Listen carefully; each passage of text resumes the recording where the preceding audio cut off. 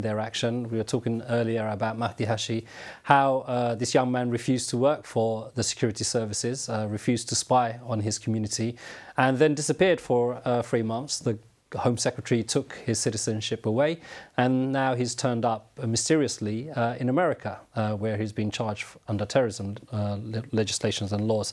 Please do give us your views. Is it just Somalis that are being stopped? I do recall one other famous name, maybe you haven't heard of him, is an Indian actor by the name of Shah Rukh Khan. Now he's been stopped as well. So I think, you know, that there is this, it does hold water that, you know, it is the names. They just look at the names and they just stop people by the names. There is no intelligence in this. But if we just widen that discussion a little bit, because for the Somali community to feel that, you know, the spotlight is being shone on them. I mean, the community here is established. It's been here for many, many years. And there's many positive things that's happening in the community. Absolutely. For example, Mahdi Hashi, and he was a care worker in a Kanstan community organization called the KTCO. And he has refused to work with the, you know, intelligence. And, you know, all these younger people, there are a lot of professional Somalia who currently contributing to this country. But it hasn't been reported. Even we have currently we have had a young man has been died. He'd been thrown from balcony in Shepherd Bush, and we haven't seen any problem happening in this Somali community. You don't see on the papers, but you see other communities. So we don't know what we have done to this country. And some people, for example, youngsters, they said, well, we have done. You know, we contributing, we working, we hard working, we studying. What our community have done. I mean, the other day, you know. Well, let me take, before you guys come in, let me take one call and then I'll come back to you. Mr. Duale, who's calling from London. Assalamu alaikum. Alaikum assalam, brother. Thank you guys for, you know, give us opportunity, you know, to involve this kind of program, which is very interesting. And I agree, you know, as Duale said that, you know, the Somali community, they have to, you know, look themselves what they are doing. You know, the problem is that they should have a, you know, very strong community, for example, in London, where all this, you know, problem taking place. And as I used to live in Denmark, you know, we have experience that we used to have in 1990s, you know, that kind of problem in Denmark. And finally, we decided, you know, to have a very strong Somali community there, and we solved the problem, and we have been challenged, you know, the government. That's right, yeah. So in this case, you know, now in London, what I'm telling, you know, all these communities, especially, you know, those guys sitting in the studio who are the leader of, you know, the communities who come from different, you know, civil society in our community, they have to come together and, you know, create a very strong community who is, you know, representing all this, you know, Somali community in this country, so that they can challenge the government and this, you know, the so-called security, you know, and authority in this country, which, you know, abusing and abusing the power, and you know, abusing, you know, these kids, and you know, they have to think and come together and challenge. Okay. Otherwise, you know, nothing's going to happen. Okay, thank you, brother, for your call. Mohammed, I'll come to you. I would like to just endorse what the brother has said. I mean, historically, in the UK, we've come to the UK, but we're not united enough, and we haven't created the facilities and the structures that will allow us to challenge some of these draconian laws. And some of these issues has got to do with the competency of our community leaders. At the moment, there is a growing youth movement who have graduated from university who are asking some real questions. And we're working with some established community groups that have got the clout and the energy and also the vision to see this issue through. At the moment, we're working for worldwide. So it's happening. At the moment, I can update the brother that worldwide. Well, it's happening, but I think the point he's trying to say is it's probably not happening quick enough to stop some of these things. Okay, let me take Layla and I'll come to you, Abukar, after that. Assalamu alaikum, Layla from London. Assalamu alaikum, Layla. Assalamu alaikum. Wa alaikum salam, sister. You're on air. Your views, please. Hi. I'm from I'm originally from Somalia. I've been living in this community for such a long time. I just want to add something. What one of the brothers said is true. As a Somalians, we're not united. There's like different tribes. Everyone fights for his own tribe. As a community, we're not united. We don't fight for the same cause. That's why we let other people get involved in our business, and they take the mick out of us. Like, if you watch the news, if a Somalian person or if a Muslim person kills someone, they bring out his religion. They don't judge you as who you are. If you do something, they should say so-and-so done something, not a Muslim person done something. But when someone else kills someone, they don't bring their religion, they don't bring anything, because they see the weakness on us. We're not united. Look at the prison, how many youngsters are in prison, and no one knows nothing about them. There's no community to fight for them. There's nothing. It's absolutely disgrace. We've got so many Somali communities. Where's the Somali communities? Where's our youth? Look what's happening to our youth. All we do is we say, oh, we've got communities. Where's the communities? There's no communities whatsoever. Okay. I've been here. When I look at someone, I don't look at what tribe or what race they come from. If you want to help someone, help them. Don't help them because they are from the same tribe as you or they used to live in the same area as you. We need to stop that. That's why other people are taking the mick at the Somali community. Okay. Thank you, Leila, for that. Very powerful points. I'm going to come to you, Abukar. But before I do, let me take maybe a couple more calls because our callers are waiting. Hassan from London. Assalamu alaikum, Hassan. Hello, assalamu alaikum. Assalamu alaikum, Islam Channel. I would like to say thank you very much for bringing about this discussion on Islam Channel. And first of all, I would like to also thank the panelists who are here today to speak on behalf of the Somali community in London and also outside London. Okay. Basically, this problem is happening not only to Somalis, but with the Asian community and the Arab community. It's targeted Muslims. I know at the moment it's with Somalis, but what to do as Somalis, we need to work with the Asian community and with the Arab community. We have to set up some kind of an organization or to monitor these kind of things. So whenever this kind of things happens, we work as a team to follow it up. So this is one of the ways that we can deal with the issue. There's an organization called the Muslim Council of Britain. I think we need to get involved with that organization also. Okay. Because they are, they work with the government. They know they are well known, established in this country. So we are sort of isolated at the moment as Somali community. We need to reach out with other organizations who are more well known in this country, like the Muslim Council of Britain, like the Islam Channel, and we need to bring this problem in front of politicians and take it from there, really. Okay. Jazakallah khair, Hassan, for your call. If I come to you, Abukar, about the first point, which is what Leila was saying about the unity. And Hassan mentioned that as well. It's the same in other minority communities. Because this is our greatest weakness, isn't it? It is, unfortunately, some of the points they make, it's true. But I have to say to Leila and others, you are the guys who will make the difference. People in my generation, and I would say who came here and from the civil war, background, who have experienced all these tribes, are still affected on it. But the good news is the young Somalis who were brought up here, some of them were born here, are now graduating universities. They are asking serious questions. There is a lot of very good spirit, and I can see in 10 years from now, things will definitely be much better. And even as we speak now, we've got organizations like London Somali Youth Forum, and we've got organizations like ATM who are tackling anti-tribalism movement, all led by young people. So I would say to my fellow Somalis, stay positive, work hard, there's a big hope. And in terms of some of the points, and in terms of these new laws, the government must understand these policies are failing. And even those criminals or extremists, they are actually taking advantage on these issues like Mo Farah.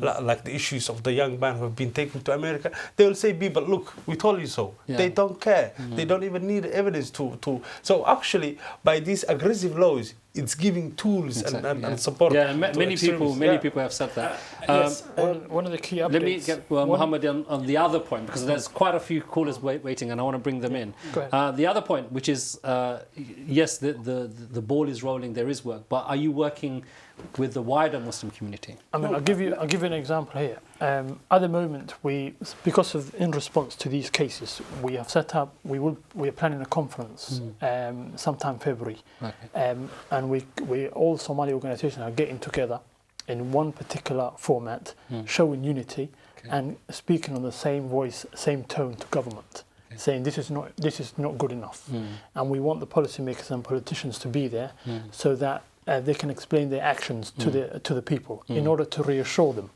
And also part of the conference is designed to give people awareness about what their rights are when they're stopped at the airports and port entries to the UK.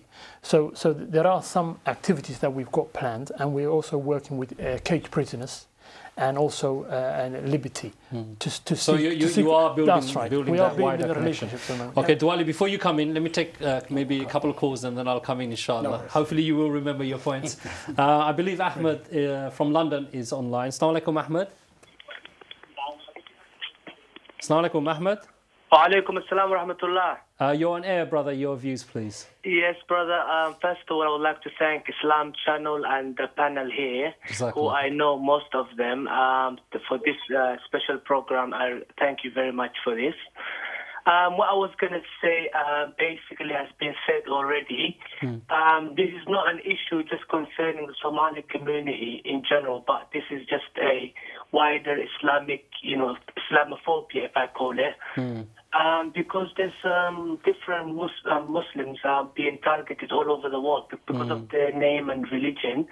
So I don't want the Somalis to feel like, they're not doing enough for themselves and feel sorry.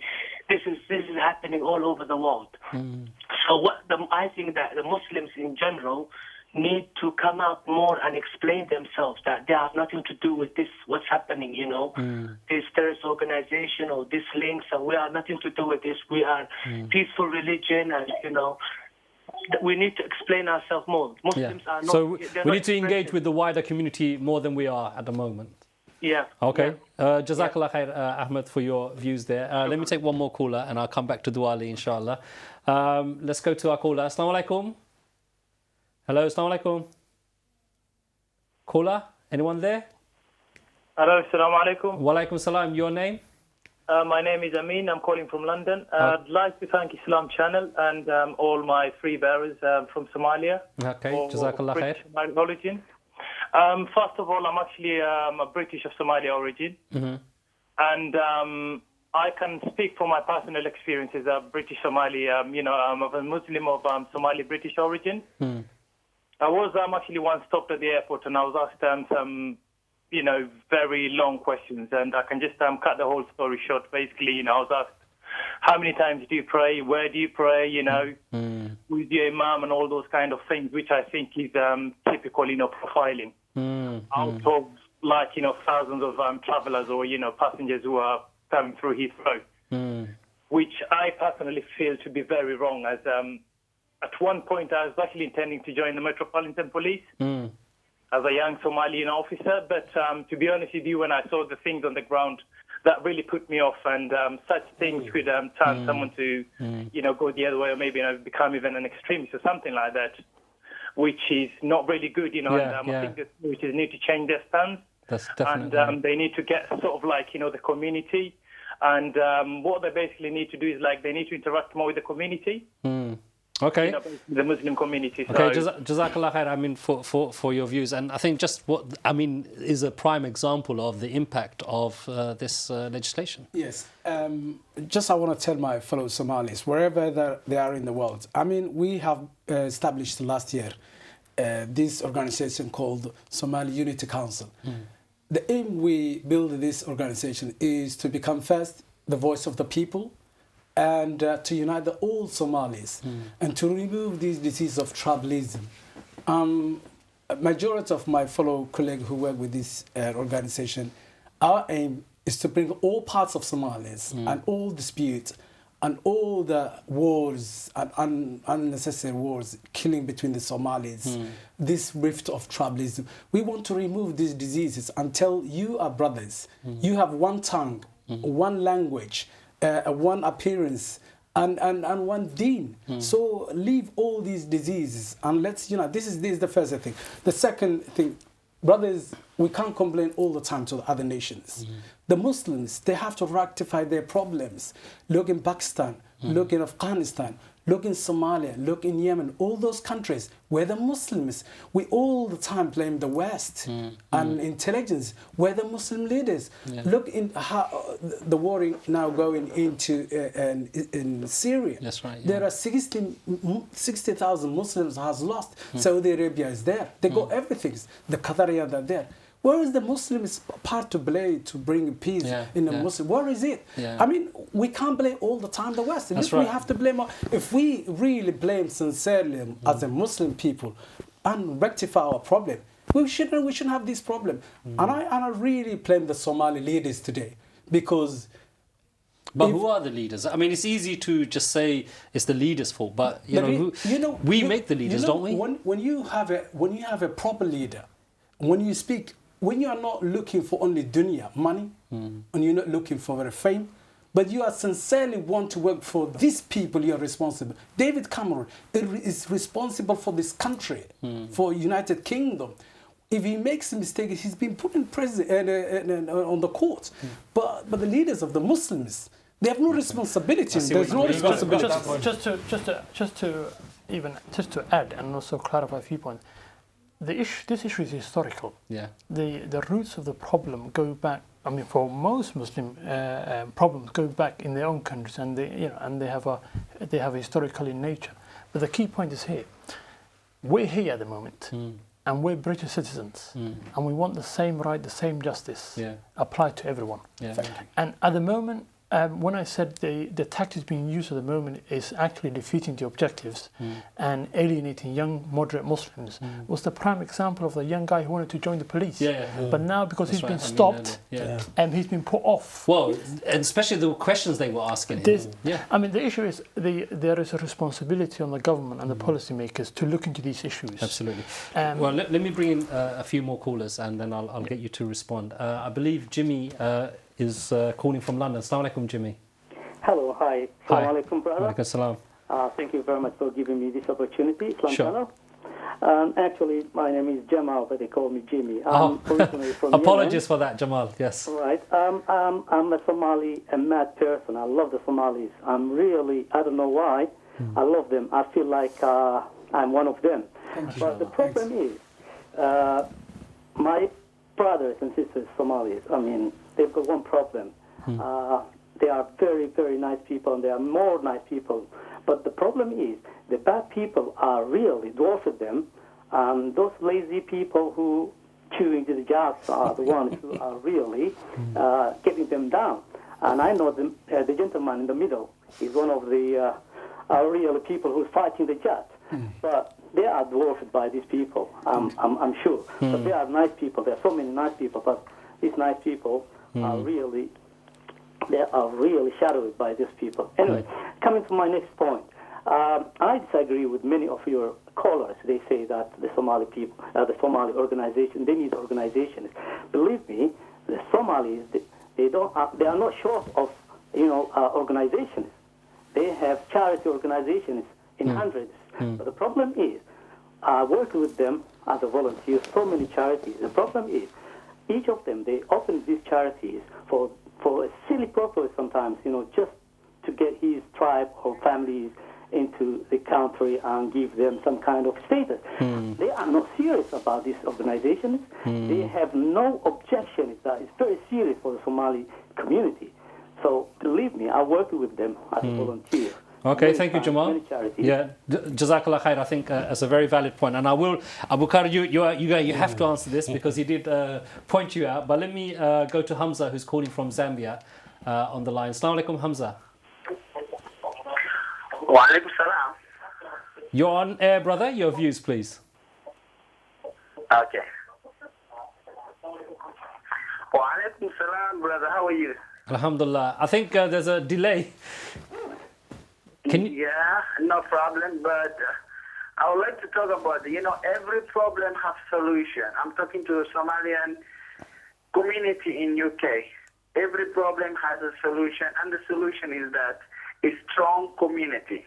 They have to think and go back their home and think again, and they have to try to come together and think about to make their community strong. That is the only way they can come out of that problem.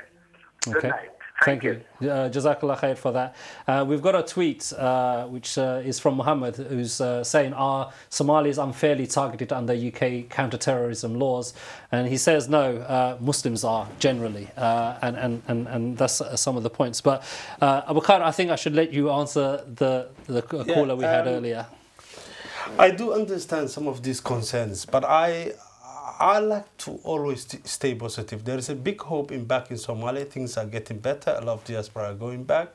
So when the Somali is stable, it will automatically mean even the suspicions will go less. Communities, I have to be fair. I know many Somali communities who are fairly doing very well. We are a community who are learning process, but things are looking up. In terms of the gentleman who called on the issue of cat, it's a classic, for example, and I have to say this. When we raised the issue with the government and said, look, this drug is banned across the Western world, it's destroying our community, it's the biggest barrier of integration. The response was, yes, we know it's harmful, but it's only affecting a small part of society. Wow. Which means... This is what the government said? That was the government's report, 2005 report, anyone can check out, it's online. And the funny thing is, on one hand, the government are saying we should be promoting integration. Each individual should feel part of the society and contribute and proud to be British. But then the actions of these strategies of security services is not really helpful. It's the Somalis now are on the stage of thinking, what am I going to do now? I'm so scared. Even if there was a concern among the Somali community to raise something, now they are hesitant. It's blown. So strategy has to look back. I think the government have a serious problem. There are a lot of communities. There's, for example, channelists who are working, who will be happy to raise awareness on the issue, to work alongside the government. But this is strategy forcing. It doesn't work, especially with the Somali community. It doesn't work. Okay, we're coming to the end. So very quickly, last words. Last word I want to say. Allah subhanahu wa ta'ala tested his anbiya. And as a Muslim, Allah has tested us. So what we need to all of us as a Muslim nations, we have to go back to Allah subhanahu wa ta'ala. We have to fear as much as we can, and Allah subhanahu wa ta'ala will sort it out all our problems. Sure. And I want to send this message to the leaders. But surely we have to tie the camel and then rely on Allah. And the problem is we're not tying the camel and just relying on Allah sometimes. Absolutely. And we have to respect as a human being. I wanted to speak the authority to self. The people of Somaliland are part of the British people. We can never get away. We always live in this island, whatever it is.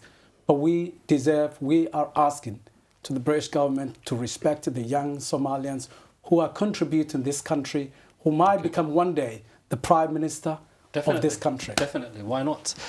Literally got about 30 seconds. One key summary here.